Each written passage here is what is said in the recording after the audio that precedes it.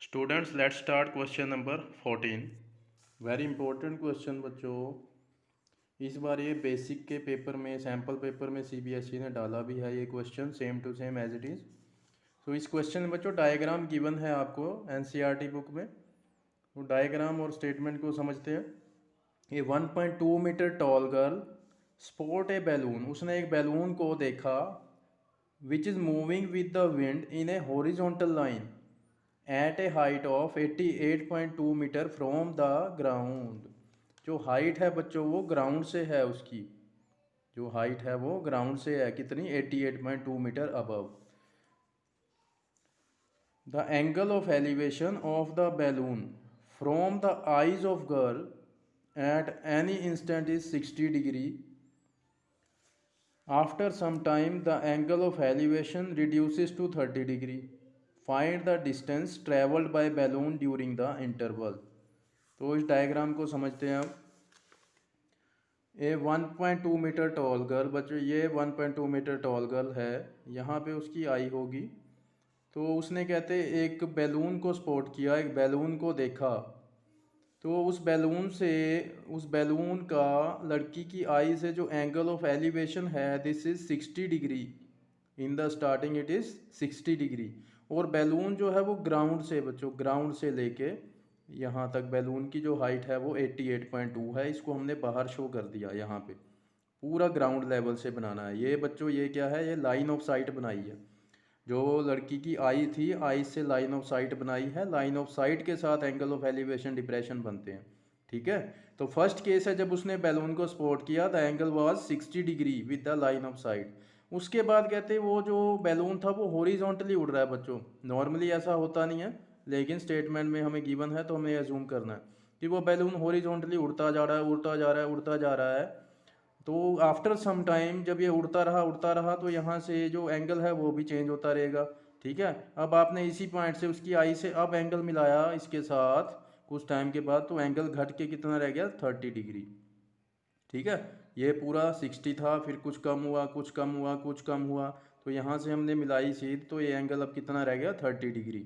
तो आपको बताना है कि बैलून ने डिस्टेंस कितना कवर किया डूरिंग दिस इंटरवल। यहाँ बैलून पड़ा था, यहाँ से यहाँ तक उसने कितना डिस्टेंस कवर किया है, ये आपको फाइंड करना है बच्चों। ठीक है। तो यानी कि आपको बीई फाइंड करना है। बैलून की जो स्टार्टिंग वो है सिचुएशन है, पोजीशन वो बी है, और एंडिंग कहाँ पे हुई है, वो ई पे हमने माना है, बी ई तक गया। ठीक है। तो आपको ये डिस्टेंस फाइंड करना है जो बैलून ने इस इंटरवल में कवर किया है।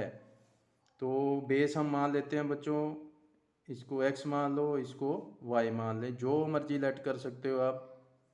ठीक है। तो हमारा टारगेट क्या फाइंड करना है, वाई, जो डिस्टेंस बैलून ने कवर किया है। ठीक है। अब बच्चों बात फिर वही आती है, एक देखें, अगर आप राइट एंगल ट्रायंगल्स ढूंढे इसमें, तो एक है triangle A B and C, A B C, and second one is D E C, D E C. तो इन दोनों ट्रायंगल्स में परपेंडिकुलर देखें, यहाँ से यहाँ तक है बच्चों। तो आपको तो इसकी वैल्यू चाहिए, ना कि पूरी यहाँ से यहाँ तक 88.2 चाहिए आपको। तो फिर वही काम करेंगे जैसा हमने पहले क्वेश्चन 6 में किया था बच्चों। देखें 1.2 यहाँ से यहाँ तक कितनी है, 1.2, तो ये कितना हो गया 1.2 यहाँ से लेके यहाँ तक, और सेम इधर भी 1.2 यहाँ से यहाँ तक, है ना। अब पूरी देखें, पूरी साइड जो है इट इज़ 88.2, उसमें से ये 1.2 आपने माइनस कर देने हैं, तो आपके पास जो है ये वाली हाइट बच जाएगी। ठीक है ना। पूरी 88.2 है, उसमें से इतनी 1.2 है, तो ये कितनी बचेगी ऊपर वाली, वो हम चेक कर लेते हैं। तो सेम केस इधर होगा बच्चों, 88.2 है, उसमें से ये 1.2 माइनस कर लो, तो ये आपके पास बच जाएगी। ठीक है ना। तो मैं ए बी साइड निकाल देता हूँ। जो ये ए बी है ये कैसे बचेगी, पूरी साइड 88.2 जो पूरी हाइट ग्राउंड से है, उसमें से हमने ये वाली हटा दी, 1.2 माइनस कर दी। ठीक है। हमें तो ए बी बचाना है, हमें तो ए बी की वैल्यू चाहिए। तो ये पूरी लाइन जो है दिस इज़ 88.2, उस 88.2 में से इतनी हमें पता लग गई कि ये 1.2 है, इसको हटा दिया, तो ए बी की हाइट पता लग गई आपको। ए बी कितना होगा, 87.0, दैट इज़ 87 मीटर। तो हमें हाइट पता चल चुकी है बच्चों। परपेंडिकुलर जो है वो ट्रायंगल्स का पता लग गया। यहाँ से यहाँ तक कितना है 87 मीटर। सेम इधर होगा इतना 87, सेम यहाँ पे भी 87, ये भी कितनी होगी 87। तो बस इतना काम समझना था बच्चों। अब क्वेश्चन बिल्कुल ही सिंपल हो चुका है। दो ट्रायंगल आपके फिर सामने बैठी हैं, सेम वही प्रोसीजर फॉलो करेंगे। मैं पैटर्न कोई चेंज नहीं किया मैंने, ताकि आपको इजी रहे। देखो ए बी सी ट्रायंगल बना रहा हूँ, ट्रायंगल ए बी सी। तो इसमें देखें ए सी लाइन से नीचे देखें एंगल ए सी से जो एंगल आ रहा है वो पूरा कितना है 60 डिग्री। ए बी हाइट अभी मैंने फाइंड करके दी 87, और बी सी जो है बेस हमने बी सी कितना माना है x। तो लगाते हैं बच्चों tan, एंगल कितना है ट्रायंगल ए बी सी में 60, perpendicular upon base tan 60 √3 perpendicular 87 upon base x upon 1, then cross multiply √3 into x, √3x is equal to 87 1 जार 87, then x is equal to 87 divide by √3। बच्चों upon में √3 आ गया, root वाली term आई, मैंने क्या बताया था साथ के साथ उसको रैशनलाइज ज़रूर कर देना, ठीक है। 87 इंटू √3, 87 √3 अपॉन में √3 इंटू √3 इज 3, देन 3 से इसको आपने कटिंग करनी है बच्चों। 3 से 87 को काटोगे किस पे जाएगा 29, और ये बचा √3। x की वैल्यू आई हमारे पास 29 √3, ठीक है। x कितना आ गया 29 √3, ओके। 87 से आप 3 को डिवाइड कर सकते हो, 3 2 6, 2 बचे 7 आया, 3 9 27। तो एक वैल्यू आ चुकी है बच्चों हमारे पास। आप क्या करेंगे दूसरी ट्रायंगल उठाते हैं, दूसरी triangle second one is triangle D E C. और डी ई सी में अगर आप एंगल देखें, इस ट्रायंगल में देखें एंगल कितना है 30 डिग्री। ये डी ई लाइन आ रही है, देखें डी सी लाइन, इस ट्रायंगल की लाइन, तो ये एंगल कितना है इसमें 30 डिग्री, ठीक है।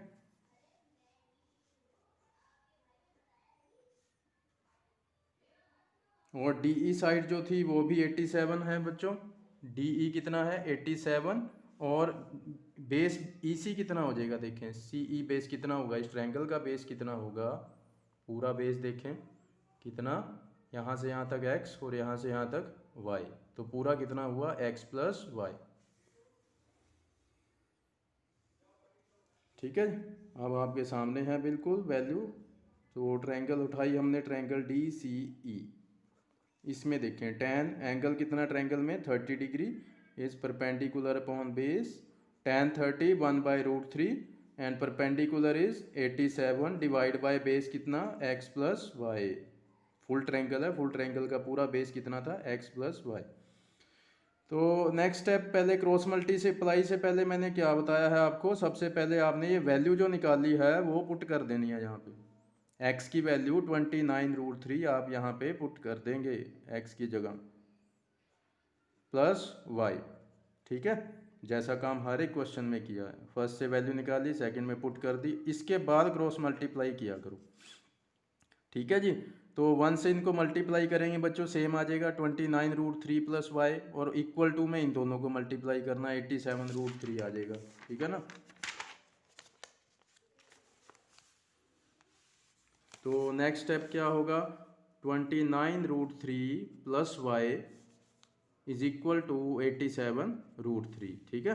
ये वैसे था 1/√3 is equal to 87 upon 29 √3 plus y, जो पिछले पेज में था। तो क्रॉस मल्टीप्लाई किया, 1 से इनको किया एज इट इज़, 87 से √3 को करके आ गया। तो हमें y चाहिए बच्चों, y चाहिए तो इस टर्म को इसका इधर कोई काम नहीं है, इसको माइनस में शिफ्ट करें, प्लस की टर्म है इधर आएगी माइनस हो जाएगी। अब देखें, अब ये दोनों √3 वाली टर्म है बच्चों, सेम रूट वाली टर्म है। अब आप इनको माइनस कर सकते हो, प्लस माइनस जो मर्जी कर सकते हो, ठीक है, क्योंकि ये भी √3 वाली टर्म है, ये भी √3 वाली है, तो इनको आप माइनस कर सकते हो, ठीक। तो माइनस किसको करते हैं, कोफिशेंट्स को, ये नहीं इनको करने लग जाए √3 माइनस √3 0 कर दो, नहीं, ओनली कोफिशेंट। तो 87 में से इनको माइनस करते हैं, आंसर इज 58 √3 मीटर, ठीक है। कई बच्चों को इसमें प्रॉब्लम आती है। √3 एक एक्स का रोल प्ले कर रहा है बच्चों। आप ऐसे इसको मान के चले देखिए 87x माइनस 29x जब आप करते हो तो आप इसको क्या लिखते हो 58x। एक्स तो पीछे एज इट इज़ रहता है, ये तो नहीं x माइनस एक्स भी कर दो, जीरो कर दो। ठीक है, सेम वही यहाँ पे √3 एज इट इज़ रहेगा, आपने सिर्फ कोएफिशिएंट माइनस करने हैं। ठीक है, तो ये आ गया y बच्चों। आपको y ही निकालना था। y वो डिस्टेंस है जो बैलून ने यहाँ से यहाँ तक ट्रेवल किया था अपनी जगह से यहाँ से यहाँ तक। ठीक है ना, ये डिस्टेंस y था वो आ गया। तो बहुत इजी क्वेश्चन है। बस एक बात ध्यान रखना, आप बच्चों परपेंडिकुलर की वैल्यू निकालनी है। मैक्सिमम बच्चे ये भूल जाते हैं, वो क्या करते हैं 88.2 यूज़ कर देंगे, वो गलत हो जाता है। 88.2 ग्राउंड से हाइट है बच्चों, ट्रायंगल में सिर्फ इतना पोर्शन आ रहा है परपेंडिकुलर, तो इसकी हाइट आपको निकाल के रखनी है फिर यूज़ करना है। ठीक है, बाकी तो सिंपल है बिल्कुल। क्वेश्चन नंबर 15 भी बहुत इंपॉर्टेंट है बच्चों, और ये बिल्कुल डिफरेंट भी है बाकी क्वेश्चनों से। ठीक है, क्यों डिफरेंट है, इसमें कोई स्पीड और डिस्टेंस का जिक्र आया है। देखें आप, एक कार चल रही है with uniform speed and 6 second later, एक टाइम की बात भी होगी है। स्पीड आ गई, टाइम आ गया, तो मुझे एक फॉर्मूला भी याद आ रहा है, distance is equal to speed multiply time, है ना। इसका कुछ रोल आने वाला है यहाँ फिजिक्स का, distance is equal to speed into time. क्योंकि आप जो ट्रिग्नोमेट्री कर रहे हो इसमें डिस्टेंसेस की बात करते हैं। इस चैप्टर का नाम है हाइट्स एंड डिस्टेंसेस। ठीक है, तो हमें तो डिस्टेंस चाहिए होता है, यहाँ स्पीड और टाइम की बात आ गई तो हम डिस्टेंस निकालेंगे। ठीक है, तो स्टार्ट करते हैं। पहले डायग्राम देखें बच्चों, डायग्राम ध्यान से समझना।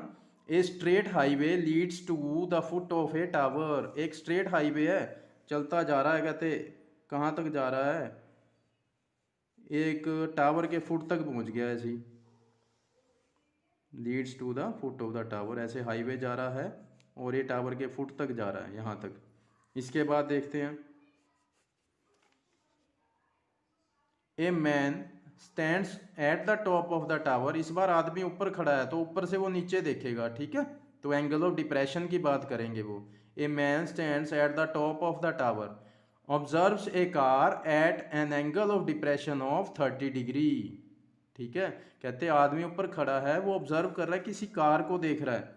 यहाँ पे मान लो वो कार खड़ी है, उस कार को देख रहा है वो, कितने एंगल पे कार है वो 30 डिग्री पे बच्चों। अब एंगल ऑफ डिप्रेशन की बात है, पहले तो मैन की आई से लाइन ऑफ साइट बना दो, क्योंकि एंगल लाइन ऑफ साइट के बीच में बनता है, और जो कार के साथ ये आई की सीध जा रही है इधर, एक आई की लाइन ऑफ साइट बनाएंगे और एक आई जो है जिस कार को ऑब्जर्व कर रही है वहाँ पे बनाओगे। ठीक है ना, तो इन दोनों के बीच में एंगल बनता है जो डिप्रेशन या एलिवेशन होता है, लाइन ऑफ साइट और इसके बीच में कितना है 30। लेकिन अल्टरनेट इंटीरियर से देखें, जेड शेप है, ये एंगल भी कितना 30। तो मैंने बताया था कुछ बच्चों को अगर यहाँ कन्फ्यूज़न होती है, अभी यहाँ नहीं, तो वो डायरेक्ट यहाँ ही एंगल बना सकते हैं। ठीक है, तो ये उसने ऑब्जर्व किया 30 पे। इसके बाद क्या हुआ देखें, a man stands at the top of the tower observe a car eight an angle depression 30 which is approaching, वो कार जो है कहते अप्रोच कर रही है, वो रुकी नहीं हुई। Which is approaching the foot of the tower, कहते वो कार जो है अप्रोच मतलब पास पास पहुंचते रहना, वो पहुंच रही है, किसकी तरफ पहुंच रही है, टावर के फुट की तरफ। और किस स्पीड से जा रही है, विद ए यूनिफॉर्म, यानी कि एक कांस्टेंट स्पीड से जा रही है, एक फिक्स स्पीड के साथ वो चल रही है। अप्रोच किधर कर रही है, मतलब किसकी तरफ जा रही है, वो टावर की तरफ जा रही है, टावर के फुट की तरफ जा रही है। ठीक है, तो जब वो यहाँ से यहाँ चलेगी तो एंगल भी तो चेंज होता रहेगा बच्चों। तो आगे देखते हैं, 6 सेकेंड्स लेटर, 6 सेकेंड के बाद वो कार चलते चलते जहाँ भी पहुँची तो उस पॉइंट से एंगल ऑफ डिप्रेशन जो है वो कितना हो गया 60 डिग्री। 6 सेकेंड के बाद यहाँ से कार चलती जा रही थी टावर के फुट की तरफ, और कुछ 6 सेकंड के बाद हमने मान लिया कि कार यहाँ पे आई तो एंगल और डिप्रेशन हो गया 60 डिग्री। ठीक है, आप अब डायरेक्ट यहाँ पे 60 बना सकते हो बच्चों। ठीक है जी, डायरेक्ट यहाँ पे 60 बना सकते हो, और लाइन ऑफ साइट और इस लाइन के बीच में एक एंगल ऐसे शो करना चाहो डिप्रेशन वाला, यहाँ भी शो कर सकते हो। ठीक है, यहाँ पे आदमी खड़ा है, एक तो उसकी लाइन ऑफ साइट, और कार अब यहाँ आ चुकी है तो उसकी आंख से कार की सीध, ये इन दोनों के बीच में दूसरा एंगल और डिप्रेशन। लेकिन अल्टरनेट इंटीरियर से 60 यहाँ भी आ जाएगा, तो आप डायरेक्ट यहाँ बना सकते हो। ये कितने सेकंड के बाद पहुंचा वो यहाँ पे, 6 सेकंड के बाद वो इस पॉइंट तक आया जब एंगल 60 हो गया। उसके बाद देखिए क्या फाइंड करना है, find the time taken by the car to reach the foot of the tower from this point. अब यहाँ तक वो आ चुकी है, यहाँ से कहते हैं उस कार को टावर के फुट तक पहुँचने में, to reach the foot of the tower, यहाँ से टावर के फुट तक पहुँचने में कार को कितना टाइम लगा, वो आपको फाइंड करना है बच्चों। अभी तक आपने जितने क्वेश्चंस किए हैं वो डिस्टेंसेस फाइंड कर रहे थे आप, यहाँ से यहाँ तक का एक्स फाइंड कर लिया, वाई फाइंड, ये क्या होते थे, ये डिस्टेंस होते थे। इस बार टाइम पूछ लिया आपको, ठीक है। तो बहुत ध्यान से समझना, ये थोड़ा सा डिफरेंट होने वाला है। यहाँ से यहाँ तक मान लेता हूँ मैं n सेकेंड लगे, ठीक है बच्चों। यहाँ से यहाँ तक कार को इस पॉइंट से टावर के फुट तक जाने में हम मान लेते हैं कि उसने आगे कार ने n सेकेंड ले लिए। तो आगे अब इसको हम सॉल्व करने वाले हैं। ट्रायंगल का नाम देते हैं ABCD। तो ये डायग्राम आपने 4-5 क्वेश्चनों में देखा होगा। तो क्वेश्चन तो सिंपल है, लेकिन हमें डिस्टेंसेस चाहिए बच्चों, ठीक है ना। तो देखें,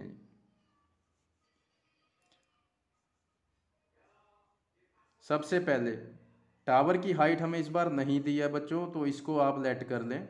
क्या लेट कर लिया हमने, h मान लिया, टावर की हाइट को h मान लिया, ठीक है।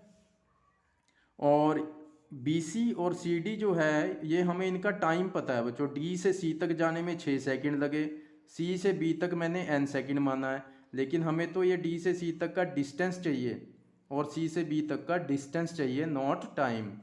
तो आप सबसे पहले क्या लेट करेंगे बच्चों, डिस्टेंस के लिए हमें स्पीड और टाइम पता होना चाहिए। स्पीड देखें, कार किस स्पीड से चल रही थी, यूनिफॉर्म स्पीड से चल रही थी। तो सबसे पहले आपको लेट क्या करना है, लेट यूनिफॉर्म स्पीड। जो यूनिफॉर्म स्पीड थी वो है कितनी थी, x किलोमीटर पर आवर मान ली हमने। जो कार जिस स्पीड से चल रही है वो x किलोमीटर पर आवर है, ठीक है। अब बच्चों हम BC और CD डिस्टेंसेस निकालेंगे कि ये हैं कितने। अब आप इनको एक्स वाई लेट मत करना, ठीक है ना। जैसे बाकी क्वेश्चनों में हम यहाँ एक्स लेट कर लिया वाई, क्योंकि यहाँ पे हमें टाइम गिवन है। तो इस टाइम के अकॉर्डिंग अब हमें डिस्टेंस निकालने हैं, ये कितने कितने हैं। फॉर्मूला मैं कौन सा अप्लाई करूँगा, distance is equal to speed into time वाला। तो देखते हैं बच्चों, पहले मैं डिस्टेंस निकालता हूँ B से C तक का डिस्टेंस, ये वाला, इसकी वैल्यू निकालते हैं। तो डिस्टेंस होता है स्पीड इनटू टाइम। तो कार की स्पीड तो यूनिफॉर्म है, फिक्स है, किस स्पीड से चल रही है x। B से C तक जाने में हमने कितना टाइम माना है बच्चों, n सेकेंड्स। तो BC डिस्टेंस कितना हो गया, nx, यानी ये डिस्टेंस आपको पता चल चुका है, यहाँ से यहाँ तक nx हो गया, ठीक है। ये डिस्टेंस आ गया। अब मैं CD डिस्टेंस भी फाइंड कर लेता हूँ, डिस्टेंस CD, फिर स्पीड इनटू टाइम। अब स्पीड तो x ही रहेगी, यूनिफॉर्म स्पीड है, x ही है। टाइम कितना, C से D तक देखें, C से D तक कितना टाइम था, 6 सेकेंड्स। तो टाइम की जगह आप रखेंगे 6। तो CD डिस्टेंस कितना हुआ, 6x। ये डिस्टेंस हो गया 6x, ठीक है। अब ये क्वेश्चन सिंपल हो चुका है बच्चों। हाइट हमें नहीं पता थी तो आपने लेट कर लेना, इसको h मान लेना। इसकी ज़रूरत तो पड़ेगी बच्चों, आपको परपेंडिकुलर बेस की ज़रूरत ज़रूर पड़ेगी। तो जो चीज़ नहीं पता उसको लेट कर लिया करो। बाकी क्वेश्चनों में हाइट पता होती थी, बेस लेट कर लेते थे। इस बार हमें बेस के लिए टाइम पता है, तो टाइम की हेल्प से हमने डिस्टेंसेस, ये डिस्टेंस निकाल लिए। तो बेस के डिस्टेंस पता लग गया हमें, तो हमने हाइट मान ली, ठीक है। तो अब स्टार्ट करते हैं बच्चों। अब सिंपल है, पहली छोटी ट्रायंगल लेंगे। हर एक क्वेश्चन जो आपने ऐसा किया है तो सेम स्टेप वही करेंगे इसमें भी। ABC ट्रायंगल देखिए, इसमें एंगल है 60। AB हाइट को हमने h माना है, और जो BC डिस्टेंस है, BC कितना आया, nx, ठीक है। तो लगाते हैं बच्चों tan एंगल कितना ट्रायंगल में, 60 is equal to perpendicular upon base. tan 60 is √3, perpendicular triangle में कितना है, h, अपॉन बेस कितना हुआ, nx। अपॉन लगाएं 1, देन क्रॉस मल्टीप्लाई, h 1 जा h is equal to √3 nx। h is equal to √3 nx। इसको इक्वेशन नंबर 1 बताया आपको। फर्स्ट एंगल से जो वैल्यू आएगी उसको सेकंड में पुट कर देंगे, ठीक है। फर्स्ट से हमें h की वैल्यू मिल गई, सेकंड में पुट करेंगे इसको। अब दूसरी ट्रायंगल लेते हैं, जो बड़ी ट्रायंगल है, फुल ट्रायंगल है। पूरी ट्रायंगल देखें, इसमें ABD, ठीक है, ABD। तो पूरी ट्रायंगल में जो एंगल है वो एंगल कितना है देखें, फुल ट्रायंगल जो है ए बी डी, डी पे एंगल कितना बना हुआ है 30 डिग्री। ए बी हाइट हमने टावर की हाइट कितनी मानी है h, और बी डी पूरा डिस्टेंस कितना हो जाएगा, सभी क्वेश्चंस में किया है बच्चों हमने। बी डी पूरा डिस्टेंस कितना होगा, यहाँ से यहाँ तक कितना डिस्टेंस है 6x, और यहाँ से यहाँ तक कितना है nx। टोटल डिस्टेंस कितना हो गया 6x plus nx, 6x plus nx, ठीक है।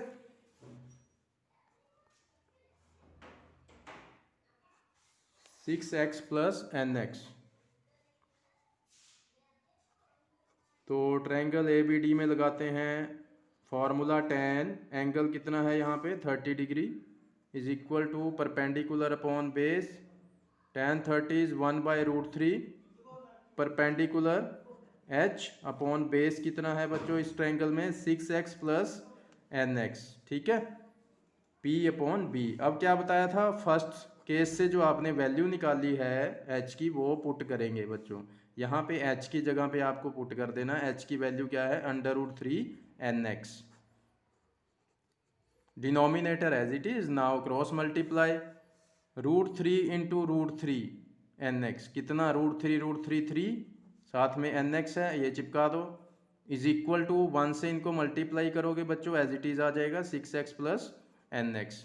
सिमिलर टर्म एक तरफ करें, nx वाली टर्म इधर है एक इधर है, इसको इधर शिफ्ट करें, प्लस का nx है, जब इसको इधर लाओगे माइनस nx हो जाएगा बच्चों, ये आ गया इक्वल टू 6x। 3nx में से 1nx माइनस कर दिए, it is 2nx is equal to 6x। तो हमें फाइंड क्या करना था बच्चों, हमें फाइंड करना था n, है ना। कार ने C से लेके इस पॉइंट से टावर के फुट तक जाने में कितना टाइम लिया था, हमने क्या माना था n, यही हमें फाइंड करना था। तो n को तो इधर छोड़ दो, और जो बाकी बचा n के साथ 2 और x इसको डिवाइड में ले जाएंगे, इसको डिवाइड में लेके x से x कैंसिल, 2 से 6 को कैंसिल किया 3 पे, सो n आ गया 3 सेकेंड्स, ठीक है। ये वो टाइम है जो कार ने इस पॉइंट से टावर के फुट तक पहुंचने में लिया। यहाँ पे आप इसको लेट भी कर सकते हैं, let time taken by the car to reach the foot of the tower